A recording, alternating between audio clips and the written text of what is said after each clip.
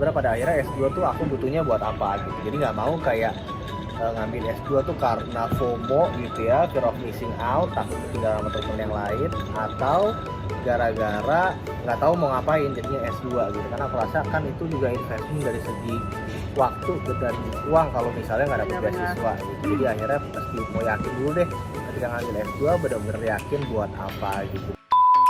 Hai Axel Zoom, selamat datang di konten aku juga pernah bersama aku Gabriel Shannon, CMO and co-founder of Axel.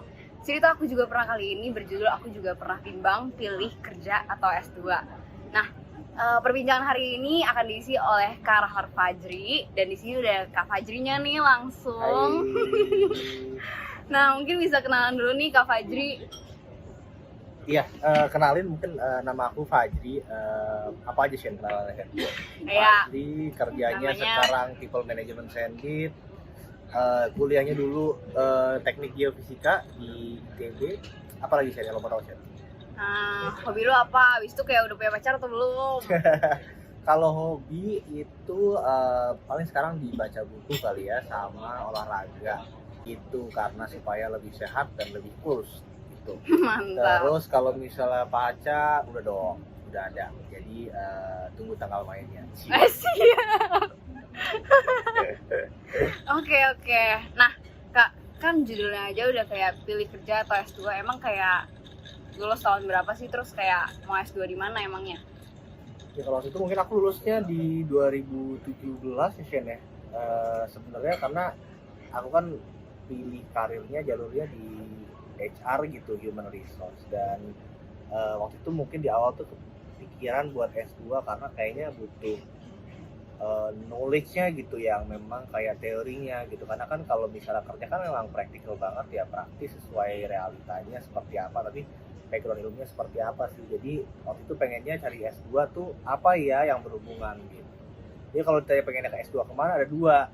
Kalau misalnya ke HR tuh pengen sudah dalamin di perilaku organisasinya, organizational behavior. Waktu itu pengen adanya university atau di Belanda. Sama satu lagi tuh pengen ya antara itu yang memang langsung dalam ke HR atau memang nge-expand ke arah bisnisnya. Jadi ngambil joint degree MBA sama MPA gitu di US gitu. I see. Tapi sekarang belum ambil Kak S2-nya? Belum, sekarang belum ambil. Sekarang masih fokus sama kerja nih. Masih fokus kerja. Oke. Nah, kenapa kayak sekarang? Tadinya lu bilang bimbang nih. Yeah. Terus itu kayak kenapa sampai sekarang masih kerja belum ambil S2-nya?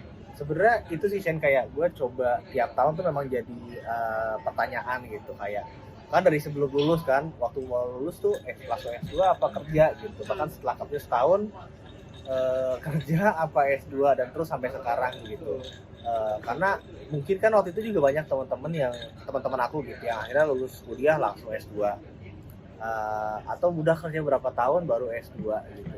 Jadi akhirnya waktu itu lebih kayak mencoba memaknai sih sebenarnya pada akhirnya S2 tuh aku butuhnya buat apa gitu. Jadi nggak mau kayak ngambil S2 tuh karena FOMO gitu ya, fear of missing out, takut ketinggalan sama teman yang lain, atau gara-gara nggak tahu mau ngapain jadinya S2 gitu. Karena aku rasa kan itu juga investment dari segi waktu dan uang kalau misalnya nggak dapet beasiswa gitu. Jadi akhirnya pasti mau yakin dulu deh ketika ngambil S2 benar-benar yakin buat apa gitu. Dan mungkin dari aku sendiri sampai sekarang belum, karena juga sebenarnya baru akhir-akhir ini nih Shen kayak baru menyadari sebenarnya butuh S2 untuk meratifikasi pekerjaan aku gitu. Karena pekerjaannya udah banyak yang lebih ke arah ngebuat konsep, ngebuat strategi gitu kan.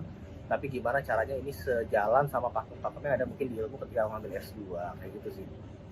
Oke, intinya kayak tunggu aja waktunya baru kepikiran kayak S2 mau kemana gitu ya. Sama mungkin di-define lebih jelas gitu. Kenapa sih pengen S2 itu untuk apa? Jangan sampai ngambil S2 tuh untuk FOMO atau kayak keren aja. Bener, karena memang jadi bumerang sendiri sih Shen. Kenapa? Kayak apalagi aku sebagai HR gitu kan, aku juga bisa ngelihat kalau misalnya ada nih masuk bareng-bareng orang yang memang udah lulus S1, S2 belum ada pengalaman kerja, atau dibandingkan sama S1 yang misalnya udah ada pengalaman kerja berapa tahun gitu. Mungkin untuk beberapa posisi yang untuk sebagian besar posisi lah yang memang kita butuh dia bisa kerja, pasti aku akan lebih ngambil ya S1 yang udah banyak pengalaman kerja juga gitu. Karena untuk yang kayak S1 langsung S2 ada pasti mindset dimana kayak kita pengen hargain kamu lebih tapi belum ada experience kerja gitu. Karena kan jadi kayak gambling gitu, benar-benar bisa kerja atau enggak gitu sih. Oke. Nah, Kalau gitu kenapa sih Kak kayak masih kepikiran buat S2 kan kayak sekarang overload di mana-mana banget nih kayak terkenal ikut webinar semua habis itu kayak wah udah Rahmat Fajri di mana-mana nih. Kayak kenapa masih kepikiran buat S2? Emang kayak kalau misalnya offernya di mana-mana kan sebenarnya kayak udah nggak butuh-butuh amat S2 gitu. Sama kayak ini sih Shane, kalau misalnya gue kerasa gitu ya ketika gue sharing sesuatu kayaknya akan lebih apa ya, gue merasa mungkin akan lebih baik kalau misalnya gue bisa ngasih nambah added value gitu kayak apa yang gue sharing misalnya sekarang gitu, itu kan lebih pengalaman gue kerja, gue ikut organisasi segala macam. Cuman rasanya kalau misalnya gue udah kuliah gitu ya, mungkin gue akan ketemu juga lebih banyak orang yang memang punya belajar hal yang sama, studi kasus juga yang lebih naik gitu levelnya kan ya. Dan mungkin malah bisa nge-relate apa-apa yang kerjain selama ini dengan theoretical approach-nya gitu kan, bener sesuai atau enggak, atau bisa lebih baik atau enggak. Jadi dan dari ketika aku bilang sesuatu mungkin aku akan bisa lebih bawa dasar yang lebih strong gitu daripada experience sendiri. Jadi lebih ke situ sih kenapa tetap masih pengen S2 gitu. Oke, mantap. Pasti membantu banget lah nih ya kayak jawabannya Kak Fajri kayak buat orang-orang yang bingung kayak gue abis mau lulus ini mau kerja atau S2 dulu nih ya. Nah, kira-kira buat penutup nih Kak, kayak ada nggak sih pesan-pesan buat mahasiswa teman-teman kita yang masih bingung kayak mau S2 atau kerja itu gimana sih, kayak coba kasih tahu mereka yang bener. Oke, kalau untuk kasih tahu teman-teman sih sebenarnya yang pertama pasti tentu dulu objektif karir teman-teman gitu, karena di situ yang akan mendefinisikan gitu. Kenapa?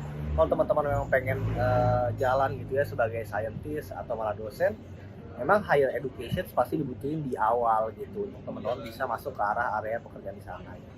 Nah kalau misalnya untuk kerja praktis gitu di lapangan sebenarnya dicari tahu dulu akhirnya ketika mau ngambil S2 itu kebutuhannya buat apa? Apakah buat career advancement? Apakah buat nambah perspektif? Ataukah memang sebenarnya cuma pengen ngebentuk mindset aja gitu yang memang itu dirasa penting buat role teman-teman sekarang gitu.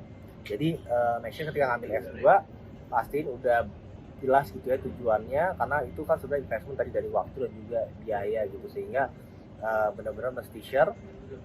Jadi di dalam prosesnya juga totalitas gitu, persiapannya juga total, terus